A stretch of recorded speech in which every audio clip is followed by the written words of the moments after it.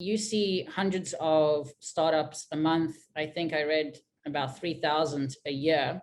When you and your team are deciding to invest in a startup, what's your investment checklist? Like, can you take me through a little bit of your due diligence? Yeah, so I mean, I think that um, there's the obvious things, right? You have to have a strong founding team and a strong management team, people that you want to give your money to, and you're going to trust them with it. You believe in what they're doing and their vision, and depending on the stage of the company, if it's got a little bit of traction, how their execution to date has been, how well they've executed on their previous goals. Very often, a lot of this has to do with contextual understanding. So lots of investments that we've made are companies that we've been in touch with for a couple of years before making an investment, and we've actually been able to see how they progress over time, based against not just what they tell you, but based against their previous goals and challenges and what they've set out to do, and you see how they then perform against their own goals over time, right, before making an investment decision. So the team is, I know everyone always says it, but the team is number one, because in the end of the day, that's who you're giving. You're giving money to people, and those people have to manage your money. You have to believe that they have your best interests at heart, and that they're spending it in the best way possible. I'd say you need to make sure that you understand the market you're investing in, right? So either it has to be a big and growing market, or it has to be something that you believe is going to be big and growing, right? So there could be emerging markets. If you're investing a bit ahead of the curve, you have to sometimes look at indications that a market is going to be a big and growing market, even if it might not be obvious at the time you're making that investment. We have to like the deal. We have to think that, what we're investing in is a good value deal. So it doesn't necessarily mean expensive or cheap. It means that we believe that based on where the team is at and their current traction, the market they're in, the size of the opportunity, that our price of entry still leaves a lot of room for us to make money. I'd say that a lot of it has to do, again, with the contextual understanding. So when you're looking at hundreds of companies every month, even though you'll end up investing in one or two, you have this understanding of having gone through, looking through all those other companies. You look at companies that are working on similar problems, and you understand how all these people are taking a different approach, right? What's their approach to fixing that problem? Because very often you'll see problems that come along, and multiple companies are working to solve those same problems.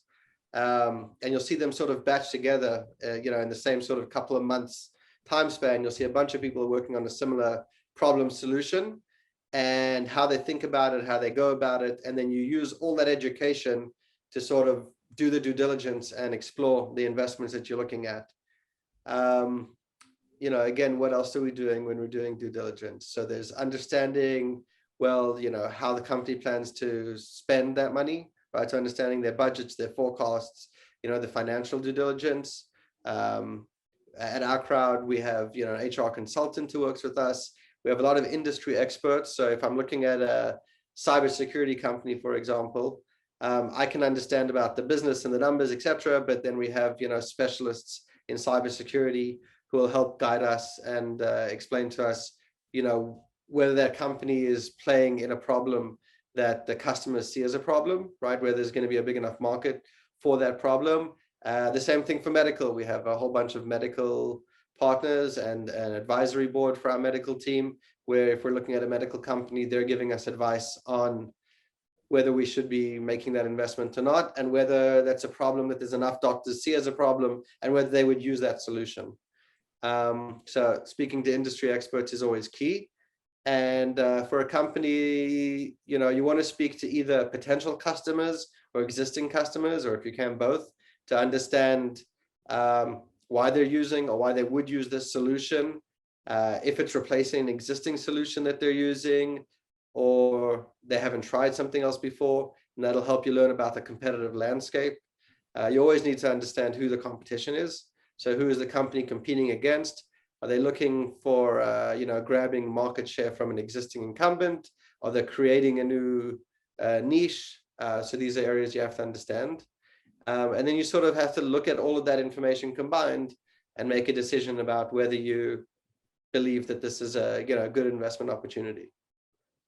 I love that. And two interesting things that you said over there. First one was the team. It's not just our crowd investing money and going away. It's could be a potential 10-year relationship. It's mentorship. It's so much more than just giving money. Definitely. I mean, the way I think about it, and I always joke with the CEOs of companies, is that the investment is sort of standing under the chuppah, right? Which is why I like dating a little bit before, because after you're married, people seem to think that the investment is the end all, but really it's just the beginning of a long relationship and having to work together and, work through problems together and figure out solutions, be there for each other, and then sort of see how we can help to create value as a company or me as an individual for the companies that we've invested in. So for potential founders looking for investment, it's also about finding that right relationship, the VC that you feel has the best connections and you can make the best collaboration with. So I think that's really important is, I think the same way that we do due diligence on companies, good founders should do on their investors, right? So if you're looking for an investment, you want to find out, and there's so much available information today that's really just about, sitting and doing the research. It's not even necessarily the firm, but the individual partners at a firm who have a specific focus and are focused on the area that you're working on. It's a very different conversation when you just, sort of blast out to a million VCs that, hey, I'm looking for an investment, will you invest? Or if you've identified the specific partners that have an interest in the field that you're working in, if they've made previous investments, and you make sure that they haven't invested in something competitive, but you can really start to understand who you're speaking with. And then when you target them as an investor in the company, and you can get on the phone with them and say, hey, I know you've invested in this and this company. I know you invest in this and that stage. This is where I'm up to. This is what I do. That sort of, shows that you've done your homework and that you know who they are. I have more and more CEOs that I meet over time, good CEOs who, before we've had our first meeting, they've spoken to other founders and gotten feedback about me. Even before our first meeting, they've already started to do their due diligence. I love what you said about the fact that it may not be now for a founder, but it could be later. You look at all of the companies that are tackling a particular problem in an industry, and is it possible, has it been in the past where you haven't invested in a company, but they've come back to you and they've met their metrics and then you've invested? So I'd say that for me, if I meet a founder and I like them, I'll start the relationship. It doesn't necessarily mean that I'm going to invest now or later, but it means that I'm happy to sort of learn more about them, keep in touch with them. There's plenty of founders that I have landed up investing in because I like them on a personal level. We got along, they're, mentors. We meet up every couple of months and get an update from them, speak to each other, see how each other are doing, see how their company's doing, see how the progress they've made is. You get to see over time the goals that they've set out for themselves. Have they achieved those milestones? How things are going, and when you have all this contextualized information, you can have a conversation and speak to them about, last time we were on the call, you told me you were about it because, XY, this big customer, what happened with that?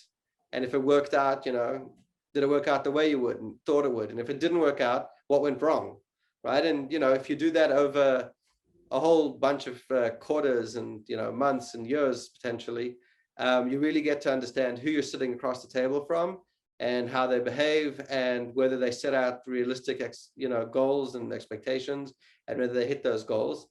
So it's very much about having a connection to the person that you're looking to invest in and them having a connection with you.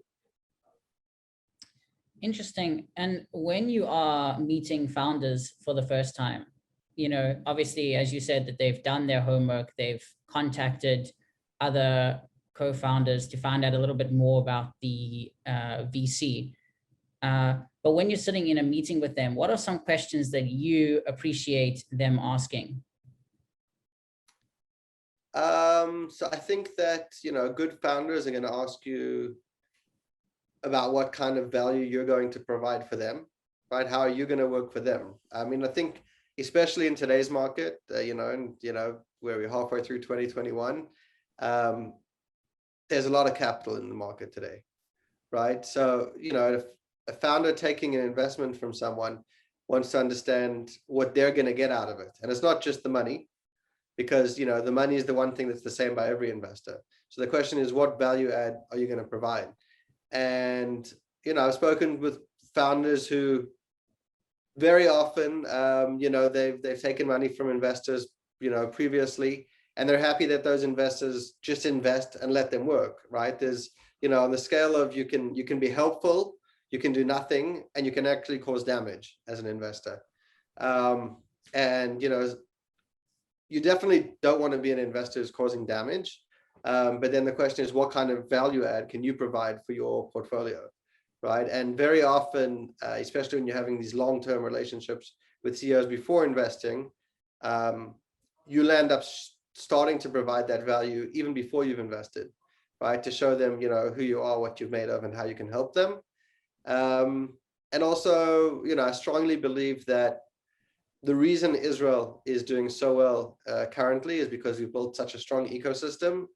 And when I go and help a founder do something in his business, even though, I don't have an investment with him and I'm not exposed to the value that I'm helping to create, I'm putting something into a larger system. I'm putting something into an ecosystem that down the road will pay dividends, whether it's with that company or with someone else, or maybe he'll go and help another founder, because that's the way the world goes round. And by everyone working together, we created a stronger ecosystem that ultimately helps everybody.